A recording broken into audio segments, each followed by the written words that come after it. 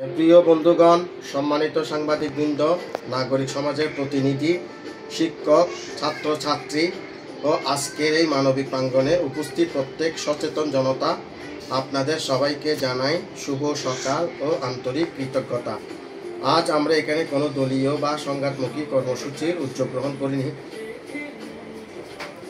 আমরা উদ্যোগ গ্রহণ করেছি আমাদের ন্যায্য অধিকার, মর্যাদা ও সমতার পক্ষে। আমরা উদ্যোগ গ্রহণ করেছি মানবতার কণ্ঠ হয়ে। বন্ধুগণ, বাংলাদেশের সংবিধান আমাদের প্রতিশ্রুতি দিয়েছে প্রত্যেক নাগরিকের জন্য সাম্য, মর্যাদা ও ন্যায় বিচার। আর 2013 সালের প্রতিবন্ধী ব্যক্তির অধিকার ও সুরক্ষা আইন এবং জাতিসংঘের প্রতিবন্ধী ব্যক্তিবর্গের অধিকার বিষয়ে কনভেনশন UNCRPD আমাদের রাষ্ট্রীয় দায়িত্ব ও নাগরিক অধিকারকে আরও সুস্পষ্টভাবে তুলে ধরেছে। কিন্তু দুঃখজনকভাবে 2018 সালের পর থেকে গ্রাজুয়েট প্রতিবন্ধী ব্যক্তিদের সরকারি চাকরিতে অংশগ্রহণের সুযোগ প্রায় বন্ধ হয়ে গেছে। আমরা যারা শিক্ষা, দক্ষতা ও যোগ্যতা অর্জন করেছি, আমরা যারা জাতির উন্নয়নে অবদান রাখতে চাই, তারা আজ কেবল একটি প্রশাসনিক সিদ্ধান্তের কারণে বেকার ও হতাশ। আজকের মানববন্ধন, আজকের আলোচনা থেকে আমরা সরকারের প্রতি বিনীত দৃঢ় আহ্বান জানাচ্ছি। প্রধান উপদেষ্টা নির্বাহী আদেশে দ্রুত গ্রাজুয়েট প্রতিবন্ধী ব্যক্তিদের কর্মসংস্থানের ব্যবস্থা করা হোক। স্থায়ী বিশেষ নিয়োগ নীতিমালা প্রণয়ন করে প্রতিবন্ধী ব্যক্তিদের কর্মক্ষেত্রে অন্তর্ভুক্তি নিশ্চিত করা হোক। শ্রুতিলেখক নীতিমালার সংশোধন করে দৃষ্টি প্রতিবন্ধী শিক্ষার্থীদের জন্য সমান অংশগ্রহণের সুযোগ দিতে হবে। দৃষ্টি প্রতিবন্ধী ব্যক্তি অন্যান্য শিক্ষিত প্রতিবন্ধী তরুণীদের কর্মসংস্থানের অগ্রাধিকার দিতে হবে। চাকরির বয়সসীমা 35 বছর পর্যন্ত বৃদ্ধি করতে হবে, যেন আমরা যোগ্য হয়েও বাদ না পড়ি। বন্ধুগণ, আমরা বাতা নয় কাজ চাই। আমরা সহানুভূতি নয়, সম অধিকার চাই। আমরা চাই এমন এক বাংলাদেশ যেখানে প্রতিবন্ধী মানে অক্ষমতা নয়, বরং অসীম সম্ভাবনা।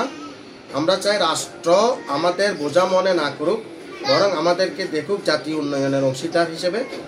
আজকের এই চট্টগ্রাম হালিশহর রামপুর প্রতিবন্ধী ব্যক্তিদের কর্মসংস্থা 25 নং Rampur ward, Halishahar Chattogram city corporation area থেকে আমরা এক নতুন বার্তা দিতে চাই। অন্তর্ভুক্তি ছাড়া কোনো টেকসই উন্নয়ন হতে পারে না। কাজের সুযোগই হলো মর্যাদার আসল ভিত্তি। বন্ধুগণ, আমরা কোনো সংঘাত চাই না, আমরা চাই সমাধান ও সংলাপ। আমরা বিশ্বাস করি সরকার ও সমাজ একসাথে কাজ করলে এই দেশের প্রতিটি প্রতিবন্ধী নাগরিকের জীবনে পরিবর্তন আসবে। তাই আজ আমরা ঐক্যের কণ্ঠে বলি, অধিকার চাই, ভিক্ষা নয়। প্রতিবন্ধী ব্যক্তির অধিকারই মানবতার অধিকার। চট্টগ্রাম থেকে শুরু হোক অন্তর্ভুক্তির নতুন দিগন্ত। শেষে বলবো, এই আন্দোলন কোনো দলীয় রাজনীতির নয়, এটি মানবিক ও সাংবিধানিক অধিকার রক্ষার পর। আমরা রাষ্ট্রের প্রতি শ্রদ্ধা রেখে শান্তিপূর্ণভাবে দাবি জানাতে এসেছি, যাতে আগামী প্রজন্মের প্রতিবন্ধী যুবক যুবতীরা আর বেকার না থাকে, তাদের যোগ্যতা স্বপ্ন যেন বাস্তব রূপ পায়। আগামী নির্বাচিত সরকারের কাছে সবকিছু চাপানো এটা ঠিক না।